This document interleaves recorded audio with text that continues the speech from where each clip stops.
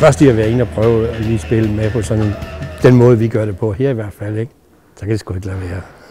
Jeg er Per Jensen, og jeg er træner her i klubben på motionsfloorballholdet 60+. Og hvad fanden var det mere?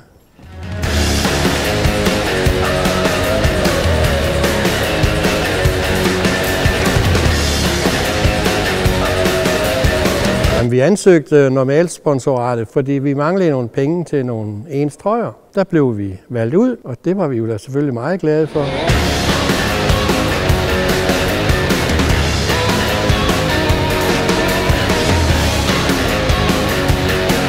Det er jo et sammenhold og et venskab, man har fået på sine gamle dage, der er slet ikke til at forstå.